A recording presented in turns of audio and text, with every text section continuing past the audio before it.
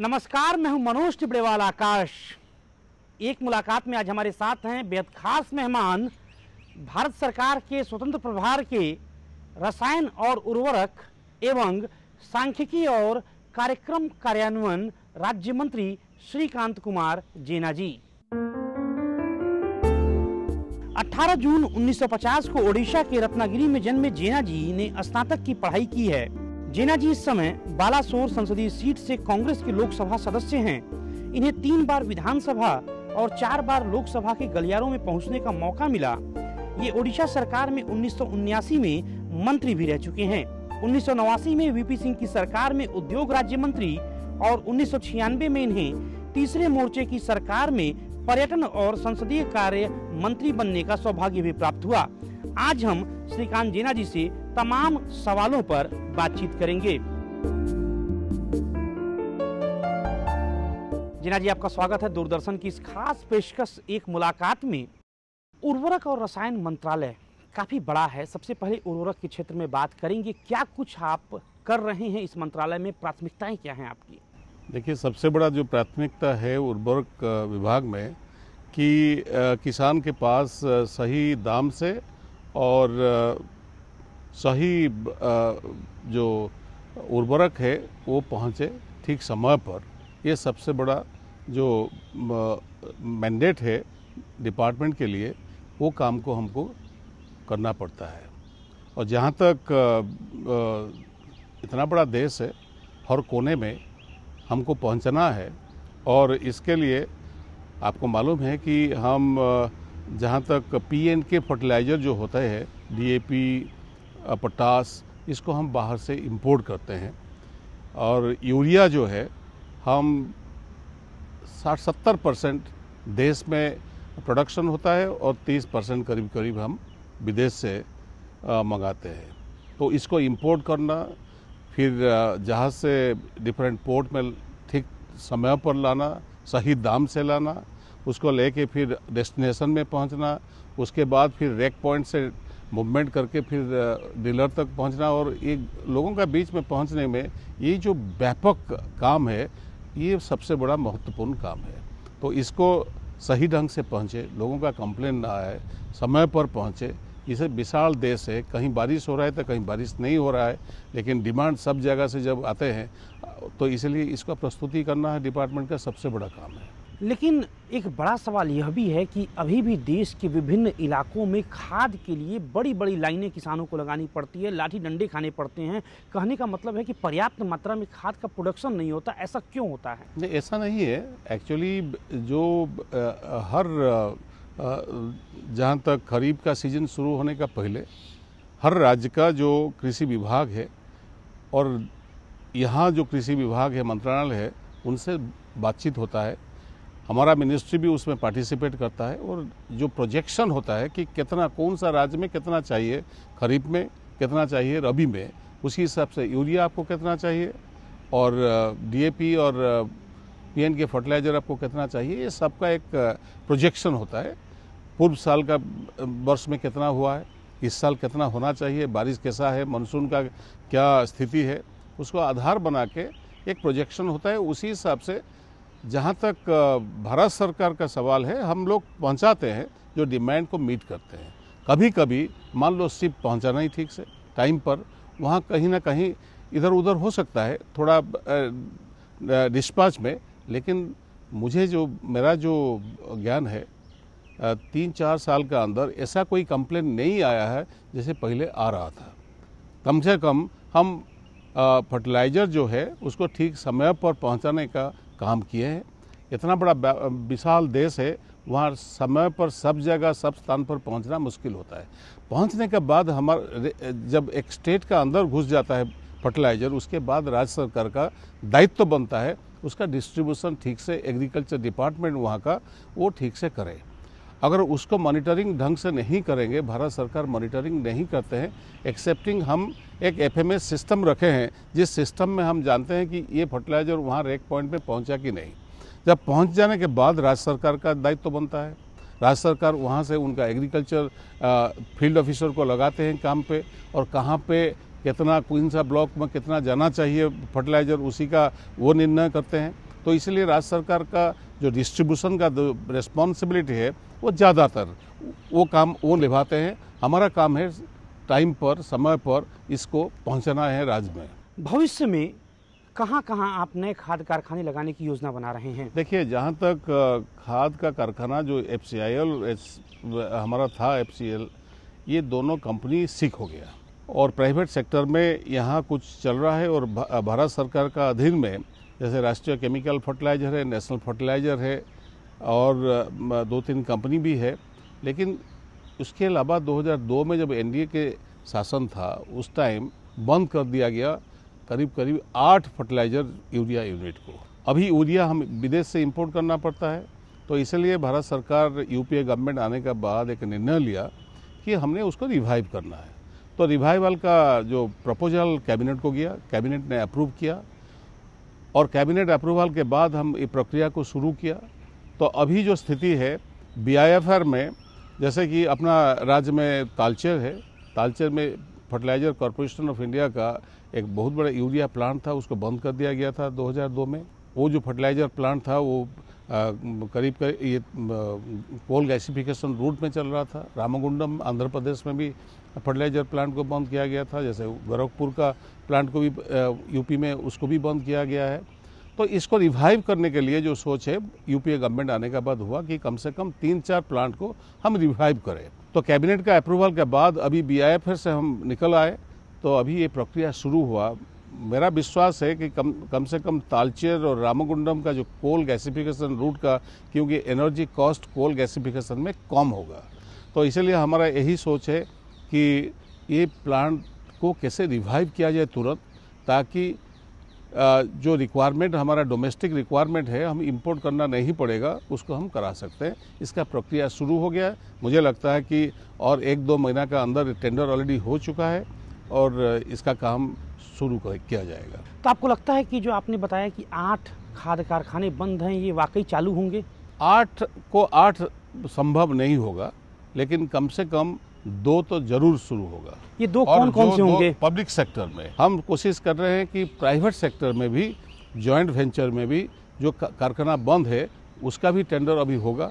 उसमें जो भी प्राइवेट पार्टी उसमें आएंगे उनको लिए भी हम स्वागत करेंगे कि वो इन्वेस्टमेंट आए, क्योंकि यूरिया हमें चाहिए। रिसेंटली जो इन्वेस्टमेंट पॉलिसी अनाउंसमेंट भारत सरकार का हुआ है यूरिया सेक्टर के लिए, मुझे लगता है कि बहुत सारे लोग, बहुत सारी कंपनी इसमें इंटरेस्ट ले रहे हैं और हमें निर्णय लेना पड़ेगा कितना प्लांट हमको लगाना है। और इसी आधार पे हम फिर कैबिनेट को जा रहे हैं कि टोटल प्लांट हमको कितना लगाना पड़ेगा, उसका भी हम विचार, आलोचना, चर्चा करने के बाद निर्णय लेंगे। आपने बताया कि 2 बंद कारखाने चालू होंगे। 2 पब्लिक सेक्टर में, कौन-कौन से पब्लिक सेक्टर में जैसे तालचेर हुआ और रामगुंडम हुआ, उसका पब्लिक सेक्टर में, और प्राइवेट सेक्टर और जॉइंट सेक्टर में दूसरा जो भी प्लांट जो प्राइवेट सेक्टर इंटरेस्ट लेंगे वो ऑप्शन हम देंगे।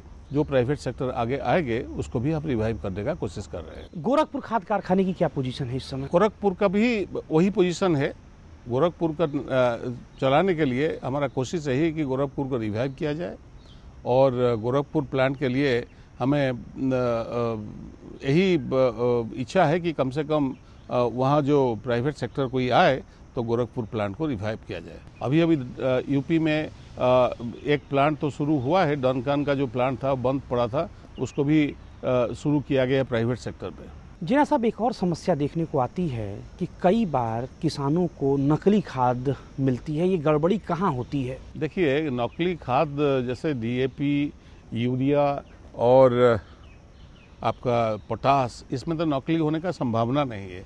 जो मिक्सर यूनिट लगाते हैं, ये कंप्लेन आए हैं कि जहाँ पे एक छोटे छोटे मिक्सर यूनिट लगा देते हैं, जिस प्रक्रिया में मिक्सिंग होना चाहिए ये सब मिक्सिंग नहीं हो रहा है। उसके लिए एक थर्ड पार्टी इंस्पेक्शन भी हम करा रहे हैं अपना कंपनी PDIL को लेके, और उसमें विशेष करके राज्य सरकार का सबसे बड़ा कंट्रोल होना चाहिए कि अगर किसी भी जिला में कोई भी छोटे जो मिक्सर यूनिट्स हैं उसको ठीक से जो मॉनिटरिंग करना है वो राज्य सरकार का रिस्पॉन्सिबिलिटी है। और इसके बारे में मैंने पत्र लिखा है और राज्य सरकार को जहाँ से कंप्लेन सब आया है, मुझे लगता है कि ये छोटा मोटा कहीं पे हो रहा है, इसका हमें भी ध्यान रखते हैं और राज्य सरकार को भी हमने इनका संज्ञान में लाए हैं कि इसको भी आप थोड़ा मॉनिटर करें। इफ्को और क्रिप्को काफ़ी महत्वपूर्ण संस्थाएं हैं, क्या वाकई सरकार का इनके ऊपर नियंत्रण है? यदि नहीं तो क्या रहने की संभावना है? देखिए, इफ्को और क्रिप्को दोनों जो सोसाइटी है, कोऑपरेटिव सोसाइटी और मल्टी स्टेट कोऑपरेटिव सोसाइटी का वो है। जैसे इफ्को एक multi state cooperative society, Kribhco भी एक मल्टी स्टेट कोऑपरेटिव सोसाइटी। जब संविधान संशोधन हुआ था एनडीए के शासन पे, उसमें बोला गया था कि अगर कोई मल्टी स्टेट कोऑपरेटिव सोसाइटी जिसमें भारत सरकार का अंश है, शेयर कैपिटल है, उसको चाहेंगे तो सोसाइटी वो रिटर्न कर सकते हैं। उसी आधार पे इफ्को ने अपना शेयर को सरेंडर कर दिया भारत सरकार को और पैसा वापस कर दिया। क्रिप्को में अभी भी हमारा शेयर है। क्रिप्को भी वही रूट में जाना चाहते हैं कि हमने भी अपना जो शेयर भारत सरकार का है हम रिटर्न करना चाहते हैं और भारत सरकार का जो नियंत्रण है उससे हम मुक्त होना चाहते हैं। लेकिन भारत सरकार नहीं चाहते हैं कि अपना शेयर को हम खरीद लें या वापस ले लें। तो इसलिए क्रिप्को पार्शियली कंट्रोल में तो है ही, और इफ्को का जो जहाँ तक सवाल है वो अपना शेयर दे के वो निकल गए हैं। लेकिन मोटा मोटी जहाँ तक फर्टिलाइज़र का इशू है, डायरेक्टली नहीं होने से तो इनडायरेक्टली उन्हीं का जो प्रोडक्शन है हमें लेना है, भारत सरकार को लेना है। तो मोटा मोटी इनके साथ जो रिलेशनशिप है वो बिजनेस रिलेशनशिप थी, भारत सरकार का तो है ही, कंट्रोल में है, तो इसी आधार पे कंट्रोल है, लेकिन एडमिनिस्ट्रेटिव कंट्रोल कुछ नहीं है। आपके मंत्रालय का दूसरा हिस्सा है रसायन विभाग का, काफ़ी इम्पोर्टेंट है, केमिकल्स डिपार्टमेंट का। यहाँ आपकी प्रायोरिटीज़ क्या है? देखिए, जहाँ तक केमिकल डिपार्टमेंट का सवाल है, जैसे पेट्रोकेमिकल कॉम्प्लेक्स रीजन के लिए हमने एक प्रस्ताव रखे हैं। भारत में 3-4 पेट्रोकेमिकल कॉम्प्लेक्स रीजन जिसमें केमिकल इंडस्ट्री का इन्वेस्टमेंट आए क्लस्टर होके, और जैसे बंगाल में, उड़ीसा में, आंध्र प्रदेश में, गुजरात में, तमिलनाडु में, ये सब पेट्रोकेमिकल कॉम्प्लेक्स के लिए भारत सरकार का जो पॉलिसी डिसीजन है उसमें राज्य सरकार के साथ हमें चर्चा चल रहा है।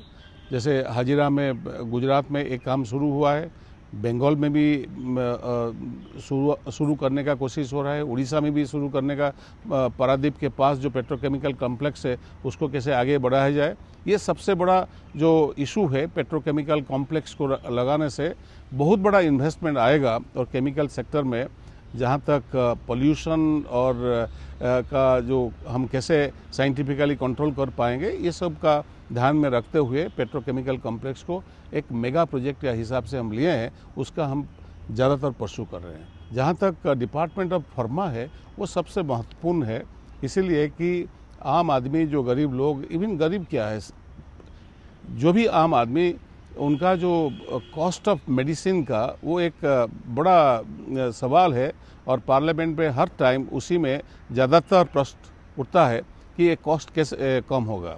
तो अभी जो नया पॉलिसी भारत सरकार का हुआ है, फार्मा पॉलिसी, उसमें कम से कम बहुत सारी मेडिसिन का कॉस्ट कम हो गया 40% तक। ये नोटिफिकेशन अभी 15 दिन पहले हुआ है और इसका इम्पैक्ट 1 महीना के अंदर आएगा।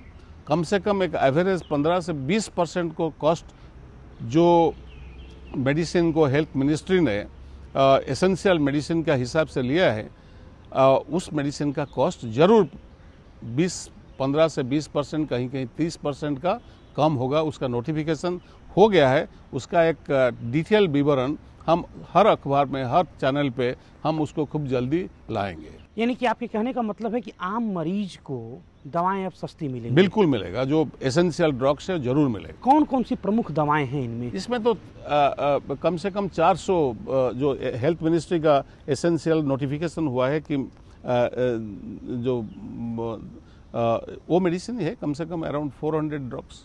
एक और बड़ी चुनौती से आपको निपटना है, नकली दवाओं की भरमार से। कैसे निपटेंगे आप? देखिए, जहाँ तक नकली दवाओं का जो इशू है, कहीं पे ये छोटा मोटा वो तो कंप्लेन होता है, लेकिन जहाँ पे ड्रग्स कंट्रोलर स्टेट का होता है और ड्रग इंस्पेक्टर स्टेट का होता है, उसको चेक करना है।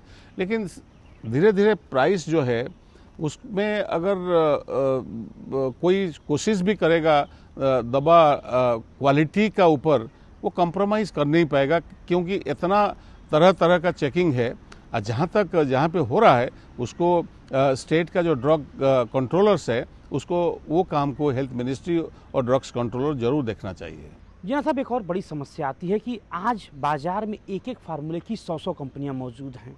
मरीज ठगा जाता है। कई बार कम गुणवत्ता वाली भी दवाएं डॉक्टर लिखते हैं क्योंकि कंपनियों को दवा बिकवानी है। तो ऐसे में क्या कुछ रास्ता होना चाहिए कि कम से कम मरीज न ठगा जाए? देखिए, जहाँ तक केमिकल कंपोजिशन का सवाल है, उसी केमिकल कंपोजिशन में डिफरेंट कंपनी डिफरेंट नाम पे अपना ब्रांड नेम लगा के वो अपना बाजार में बेचते हैं दवा। और जहाँ तक डॉक्टर का सवाल है, और जिस कंपनी डॉक्टर के साथ ठीक ठाक उनका संपर्क रहता है, उसी दवा को प्रेस्क्रिप्शन में देते हैं। लेकिन केमिकल कंपोजिशन जो भी जेनेरिक मेडिसिन में जो भी है उसमें भी वही है, उसमें कोई खास फर्क नहीं है।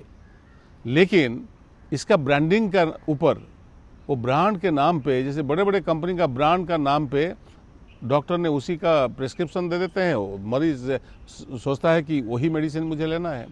इसलिए हमने कोशिश किया है, अभी जो कोशिश हमारा चल रहा है कि जनौषधि कैंपेन, जेनेरिक मेडिसिन का कैंपेन भारत सरकार हमने शुरू किया है। कम से कम 100 दुकान हमने खोल दिया है, अभी बहुत सारी दुकान खोलेगा। योजना कमीशन, प्लानिंग कमीशन ने हमें अप्रूवल दे दिए हैं।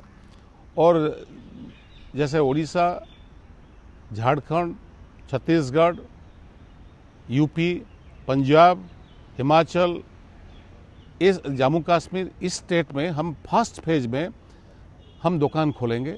अनएम्प्लॉयड यूथ्स को दुकान को दे देंगे, जेनेरिक ड्रग्स बेचे।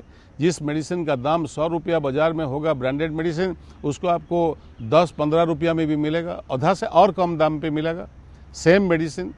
तो इसीलिए जेनेरिक दवा जनौषधि का ब्रांड नेम पे भारत सरकार का ये जो कैंपेन में जल्दी से जल्दी शुरू करने जा रहा हूँ। और जहाँ पे ये दुकान खोल गया है, आप जाइए दिल्ली में, जहाँ पे दुकान खोला है जिस हॉस्पिटल का अंदर जेनेरिक ड्रग्स, वहाँ कितना सेल हो रहा है। डॉक्टर बिना प्रेस्क्रिप्शन में भी लोग जाके वहाँ लेते हैं, एक एक महीना में 3 लाख 4 लाख का दवा बेचते हैं। तो इसीलिए लोगों को पता नहीं है, हम पब्लिसिटी भी देंगे और इसमें गरीब लोग जो है रियल मेडिसिन मिलेगा। जैसे जेनेरिक ड्रग्स है, आप एक बॉटल वाटर को, पानी को, उसका अगर बिस्लरी या किसी क्या ब्रांड लगा दो, उसका दाम तुरंत बढ़ जाता है। वो कागज़ को आप निकाल दो, नॉर्मल जेनेरिक हो गया। पानी वही है, कंटेंट वही है, मेडिसिन ऐसा ही है। मेडिसिन का जो कंपोनेंट है, जो केमिकल कंपोजिशन है, वो समान है। लेकिन उसके ऊपर एक बड़ा कंपनी का ब्रांड लग गया तो डॉक्टर ने बोल दिया, लोग सोचते हैं कि यही मेडिसिन ठीक है। पब्लिक अवेयरनेस चाहिए, डॉक्टर को प्रेस्क्राइब करना चाहिए। इसलिए हम कोशिश कर रहे हैं कि कम से कम इसको लोगों का बीच में लाएंगे, पब्लिसिटी देंगे, अखबार में देंगे, टेलीविज़न पे देंगे, और मेडिसिन को भी हम सप्लाई करेंगे, दुकान भी खोलाएंगे। अब आपके दूसरे मंत्रालय की तरफ आएंगे, सांख्यिकी और कार्यक्रम कार्यान्वयन मंत्रालय की तरफ। यहाँ आपकी प्राथमिकताएं क्या हैं? ये सबसे बड़ा जो भारत सरकार का जो भी योजना होता है, कोई भी सरकार आए, ये बिना डाटा, बिना स्टैटिस्टिक्स, अगर ढंग का स्टैटिस्टिक्स नहीं मिले, कोई भी योजना प्रस्तुत नहीं हो पाएगा।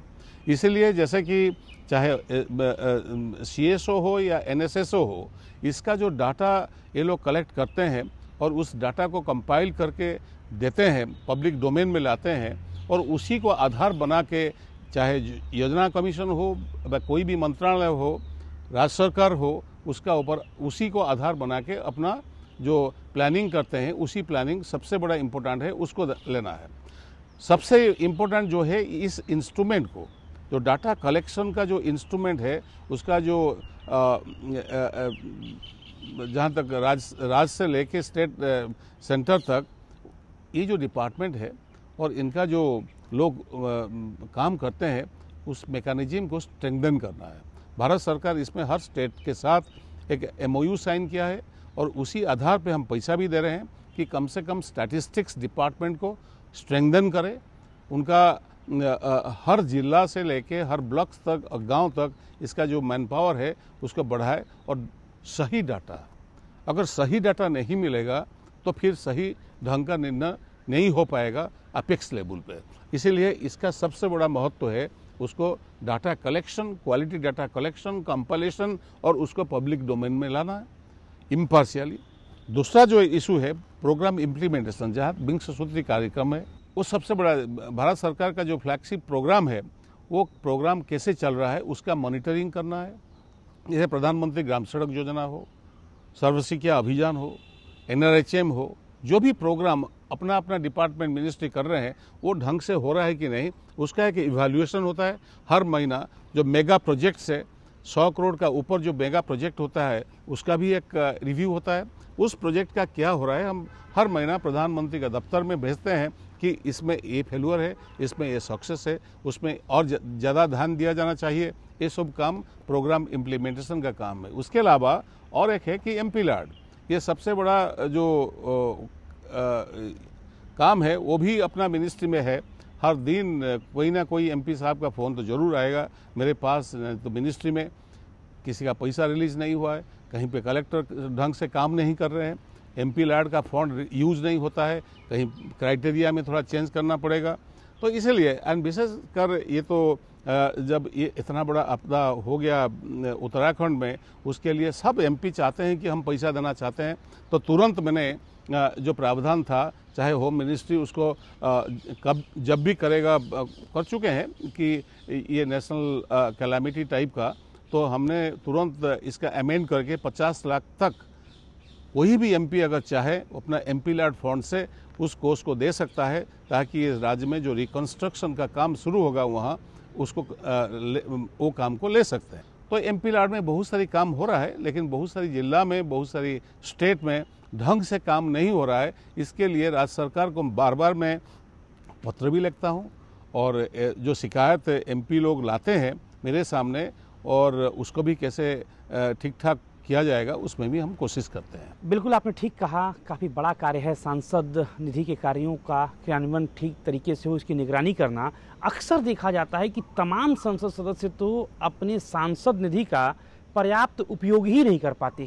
देखिए, जहाँ तक ये एक इशू है जिसमें लोग सोचते हैं कि शायद संसद निधि को संसद ही खर्चा करता है। संसद निधि को खर्चा करने का दायित्व जो है वो राज्य सरकार का है। वो जिला का, जिस जिला में वो MP आते हैं उस जिला अधिकारी का ऊपर निर्भर करता है। संसद का काम है वो अपना जो प्रोजेक्ट है वो प्रोजेक्ट लिस्ट को दे दिया, जो गाइडलाइन है वो गाइडलाइन का आधार बना के कलेक्टर के पास या जो अधिकारी है उनके पास भेज दिया। उसके बाद वो स्क्रीनिंग करके जो गाइडलाइन का अंदर नहीं है उसका रिजेक्ट कर देंगे कि ये गाइडलाइन का अंदर नहीं आता है, तो फिर MP दूसरा प्रोजेक्ट दे देंगे। लेकिन ये सब होने के बाद जो इम्प्लीमेंट होना चाहिए वो बहुत सारी जिला में ये कंप्लेन आते हैं, लेकिन बहुत सारी जिला ऐसे भी है वहाँ कोई कंप्लेन नहीं है, लोग काम करते हैं। ये सब जो काम है MP का ऊपर जितना नहीं है, सबसे जो बड़ा काम है वो काम है जो जिला अधिकारी है वहाँ वो काम ढंग से करे, तब जाके वो काम ठीक होगा। और अब कुछ निजी बातें करेंगे जेना साहब, राजनीति में आपका कैसे आना हुआ? अरे भाई एक्सीडेंट मैंने राजनीति में आ गया। राजनीति में मैं जब स्कूल में और कॉलेज में पढ़ रहा था, उसमें फिर कॉलेज यूनियन का चुनाव लड़ लिया, छात्र नेतागिरी शुरू कर दिया। तो उसके बाद फिर हमको जेल जाना पड़ा इमरजेंसी में, 19 महीना जेल में रहा। उसके बाद फिर जब आए जेल से, फिर पढ़ाई आधा से छोड़ के लॉ पढ़ रहा था मैंने, तो उसके बाद फिर चुनाव लड़ना पड़ा। एक बार तो मेरा एज नहीं हुआ, मुझे टिकट दे गया था, लेकिन मैं चुनाव नहीं लड़ पाया क्योंकि मेरा एज नहीं था। 77 में फिर एज हुआ, मैंने विधायक बन गया। तो उसके बाद विधायक, फिर तीसरे बार विधायक, तो उसके बाद फिर MP चुनाव लड़ा, दोबारा तीन बार 4 बार ऐसे ही चल रहा है। ये रास्ता में घुस गया, एक बार ये टनल का अंदर घुस गया तो निकल नहीं पाता हूँ। आपने शुरुआत जनता दल से की थी और इस समय कांग्रेस में हैं जी। किस तरह के मोड़ आए अब तक आपके राजनीतिक जीवन में? देखिए, जनता दल और कांग्रेस में जो विचारधारा है उसमें ज़्यादा कुछ फर्क नहीं है। मैं उस टाइम भी बोला था, जब मैं राजनीति शुरू किया 1969 में, मैं कॉलेज यूनियन का प्रेसिडेंट था। केंद्रापड़ा कॉलेज उड़ीसा में बहुत बड़ा प्राइवेट कॉलेज था उस टाइम। तो उस कॉलेज में जब कॉलेज यूनियन प्रेसिडेंट था तो उस टाइम मैंने ऑल इंडिया कांग्रेस कमेटी का एक डेलीगेट होके आया था 69 में। बहुत सारे लोग बोलते हैं कि आपका राजनीति कहाँ से शुरू किया था? मैंने बोला कांग्रेस से शुरू किया था, क्योंकि कांग्रेस का AICC मेंबर 1969 में बना था जब मैं कॉलेज में था। तो उसके बाद वहाँ जो सबसे बड़ा जो कांग्रेस के नेता थे बिजू पटनायक साहब थे। बिजू पटनायक कांग्रेस का नेता थे, कांग्रेस के मुख्यमंत्री थे। और ये जब यहाँ से बॉम्बे सेशन से अलग हो गए, बिजू बाबू जाके उड़ीसा में कांग्रेस से अलग हो गए, उत्कल कांग्रेस एक रीजनल पार्टी शुरू कर दिया। हम लोग बिजू पटनायक का पर्सनल अट्रैक्शन था, पर्सनालिटी था, हम अट्रैक्टेड हुए और बिजू बाबू के साथ हमने फिर अपना यात्रा शुरू कर दिया। तो बिजू पटनायक उत्कल कांग्रेस से प्रगति दल से लोक दल से जनता पार्टी से फिर जनता दल, जिस दिशा में चले हम उसी हिसाब से चलते रहे। तो बिजू बाबू जब देहांत हो गया उसके बाद फिर उनका जो बेटा वो आ गए राजनीति में। मेरे भी उसमें कुछ योगदान था उनको राजनीति में लाने में। तो फिर ये लोग सोचे कि हम भारतीय जनता पार्टी के साथ रिश्ता बनाएंगे। जनता दल उस टाइम टूट गया। मैंने बोला तो मैं कभी बीजेपी के साथ जा नहीं पाऊंगा, तो आप लोग जाइए। तो वो लोग गए, तो फिर बीजेपी के साथ चुनाव लड़े, वो जीत गए। हम लोग जनता दल सेकुलर बन के हम रह गए।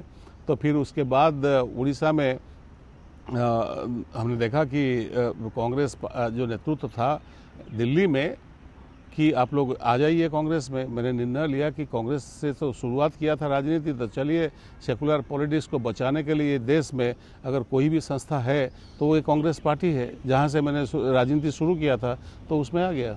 अब तक आप किन किन महत्वपूर्ण पदों पर रहे हैं? देखिए, मंत्री पद जब उड़ीसा में मैंने मंत्री था, उस इंडस्ट्री और अर्बन डेवलपमेंट का विभाग था। उसके बाद जब दिल्ली में विश्वनाथ प्रताप सिंह जी का सरकार में आए, उस टाइम उद्योग विभाग का दायित्व में रहा। और उसके बाद फिर parliamentary affairs United front government में उस टाइम पार्लियामेंट्री अफेयर्स और टूरिज्म का विभाग में रहा। तो अभी ये जो आपने बताया कि अभी जो chemical fertiliser programme implementation statistics and programme implementation, इस विभाग में हूँ। तो ये कौन सा विभाग में रहा नहीं रहा, कौन सा पद में रहा कौन सा पद में नहीं रहा, वो बड़ा चीज़ नहीं। सबसे बड़ा जो चीज़ है राजनीति में, जो धारा है, उस धारा को इस देश का जो इंक्लूसिव ग्रोथ के लिए और पॉलिटिक्स, डेमोक्रेटिक पॉलिटिक्स और सेकुलर पॉलिटिक्स को बचाने के लिए जिस ढंग से काम करना है, एक पॉलिटिकल एक्टिविस्ट के नाते, चाहे मंत्री हो या नहीं हो, MP हो या नहीं हो, इसी आधार पे हम चलते हैं उस रास्ता में।